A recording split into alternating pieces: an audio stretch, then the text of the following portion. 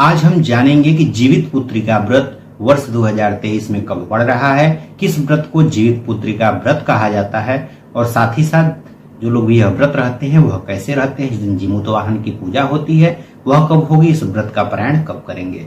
नमस्कार, मैं पंडित राजकुमार दुबे आप सभी का आपके चैनल में स्वागत करता हूं। तो आइए हम सबसे पहले जाने कि जीवित पुत्रिका व्रत कब मनाया जाता है।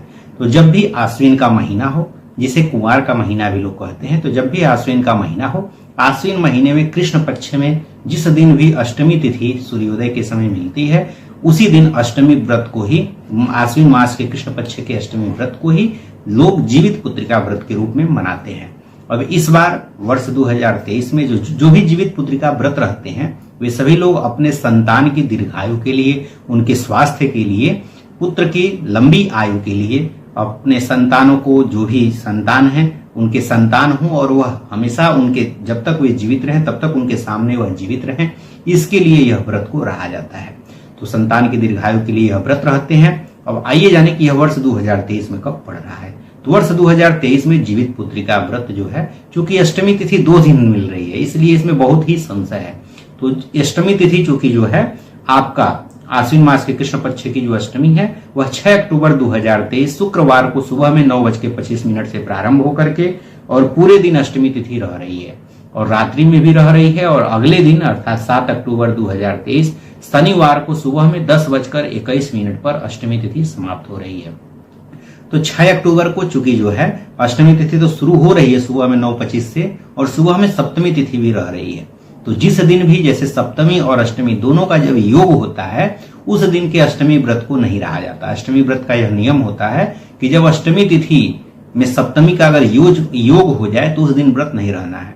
तो चूंकि इस दिन जो है 6 अक्टूबर को सप्तमी भी सुबह में रह रही है, 9:25 से भले अष्टमी हो जा रही है, पूरे दिन अष्टमी मिल रही है, पूरी रात मिल रही है, उसके बावजूद भी जो है इस दिन 6 अक्टूबर 2023 को व्रत नहीं रहना है। 7 अक्टूबर 2023 शनिवार को सूर्योदय के समय आपकी अष्टमी तिथि मिल रही है और सुबह में 10:21 तक अष्टमी तिथि रह रही है।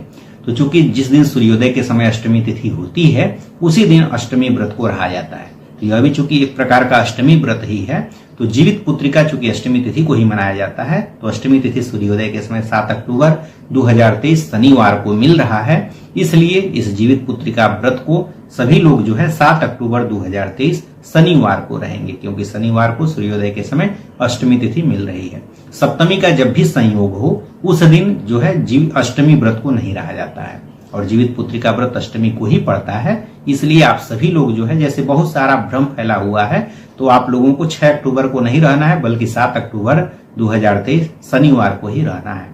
ठीक है, तो शनिवार को आप लोग व्रत रहेंगे और चूंकि जो इस व्रत का पारायण है वह नौमी तिथि के अंदर ही करना होता है। तो चूंकि अष्टमी तिथि आपका इस दिन सुबह में 10:21 तक ही शनिवार को रह रहा है, इसलिए अगले दिन जो नौमी तिथि है सुबह में 10 बजे के पहले तक ही मिलेगी। तो 10 बजे क्या आप लोग ज्यों सूर्योदय हो उसके बाद ही इस व्रत का पारायण कर लेंगे। तो जो लोग भी यह व्रत रहेंगे वह सभी लोग जो है 8 अक्टूबर 2023 रविवार को सूर्योदय के बाद से जो है 9 बजे के पहले ही इस व्रत का पारायण कर लेंगे, क्योंकि नौमी तिथि में ही इस व्रत का पारायण किया जाता है। और साथ ही साथ जो लोग भी जीमूत वाहन की पूजा करते हैं, तो चूंकि वह सूर्यास्त के समय प्रदोष काल के समय होता है, तो इस दिन जो प्रदोष काल है वह शाम को, चूंकि सूर्यास्त शाम को 5:51 पे हो रहा है, तो सूर्यास्त के समय जीमूत वाहन की पूजा होती है। महिलाएं जो है घाटों पे जाकर के स्नान करती हैं, वहां पर पूजा करती हैं। तो वह जो पूजा का जो समय है वह सूर्यास्त चूंकि शाम को 5:51 पे हो रहा है और जो प्रदोष काल होता है सूर्यास्त से 72 मिनट पहले और 72 मिनट बाद का समय होता है। तो आप लोग जो है इस दिन जो पूजा है जीमूत वाहन की वह शाम को 4:39 से लेकर के और 7:02 के बीच में शाम को इस दिन कर सकते हैं। तो जो लोग भी व्रत रहेंगे शाम को जो है यह इसका पूजा जो है जीमूत वाहन की पूजा शाम को इसी समय 4:39 से 7:02 के बीच में करेंगे। अब जो लोग भी यह व्रत रहते हैं कहते हैं कि जो है अभी यह तीज व्रत था, तो इसमें लोग लगे कहने की जब तृतीया तिथि समाप्त हो गई तो क्या अब हम पारण कर लें, पानी पी लें, क्योंकि इस व्रत में जो है पूरे दिन पूरी रात्रि निर्जला रह करके व्रत रहा जाता है। जिस दिन अष्टमी व्रत हो उस दिन सूर्योदय से लेकर के और पूरे दिन और पूरी रात निर्जला रह करके व्रत रहना होता है। तो अभी कई लोग पूछने लगेंगे कि जब यह अष्टमी तिथि समाप्त हो जा रही है सुबह में 10:21 पे, तो इसके बाद हम पानी पी सकते हैं। तो चूंकि जो व्रत होता है वह सूर्योदय से लेकर अगले सूर्योदय तक का होता है, तो इसलिए जो है भले अष्टमी सुबह में 10:21 के बाद समाप्त हो जा रही है, आपको पूरे दिन और पूरी रात्रि, शनिवार को पूरे दिन और पूरी रात जो है निर्जला रह करके व्रत रहना होता है। तो पूरे दिन पूरी रात्रि निर्जला रह करके व्रत रहे। और साथ ही साथ अगर मान लीजिए कई लोगों को कोई समस्या हो जा रही है, निर्जला नहीं रह पा रहे हैं, तो जल पी सकते हैं, लेकिन वैसे इस व्रत में जो है जल पीने की मनाही होती है। तो निर्जला रहिए, जब तक रह सकते हैं तब तक रहिए, नहीं तो अगर नहीं रह पाते हैं तब तो जो है जान देने की जरूरत नहीं है, तब जल आप पी सकते हैं। पहले अपना जीवन जरूरी होता है, तब जाकर के व्रत जरूरी होता है। तो अगर जान पे बनाए तो फिर आप जल को जरूर पीजिए। चूंकि वैसे यह निर्जला व्रत होता है, पूरे दिन और पूरी रात्रि व्रत रहना है।